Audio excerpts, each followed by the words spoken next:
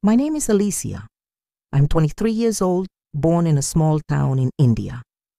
Since childhood, America felt like a fairy tale to me. I saw tall glass buildings in magazines, shining roads on TV, smiling people, and streets filled with lights. Everyone around me used to say, "America's the land of dreams. If you go there, life becomes perfect." And I believed it with all my heart. I remember sitting on the rooftop on warm summer nights, staring at the stars and imagining myself walking in New York City, holding a coffee cup in one hand and a bag in the other. I dreamed of living in a beautiful apartment, going to college in the day, and spending evenings with friends from all over the world.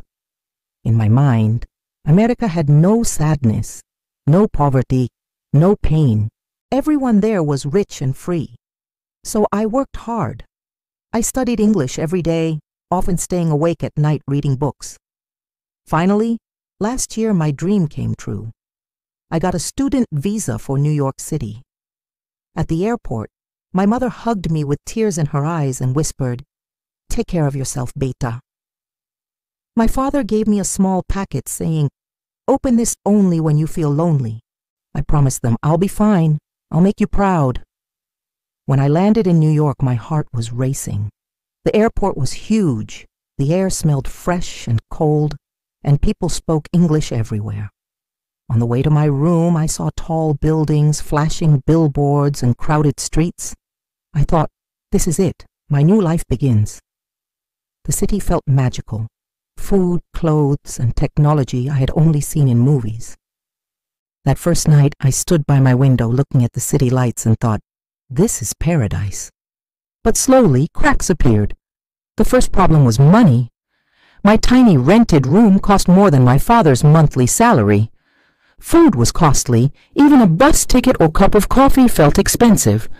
My savings disappeared quickly, so I took a part-time job at a cafe, cleaning tables, washing dishes, serving coffee.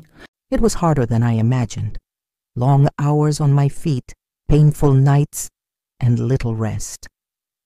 One midnight, walking home after work, I saw a man sitting on the sidewalk with an old blanket. He asked softly, "Do you have $1? I am hungry."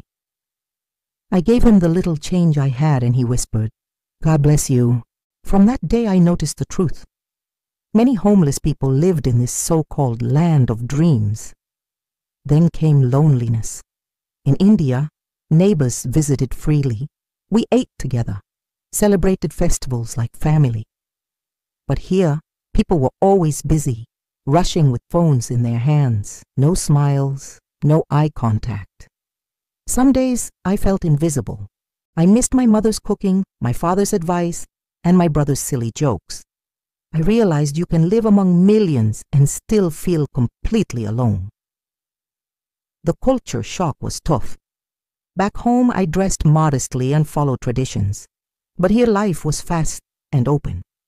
In class, when I spoke softly, a girl told me, "Be louder, be confident. This is America." I smiled politely, but thought, confidence is not always about being loud. The hardest time came when I got sick in winter. I had fever, body aches, and needed a doctor.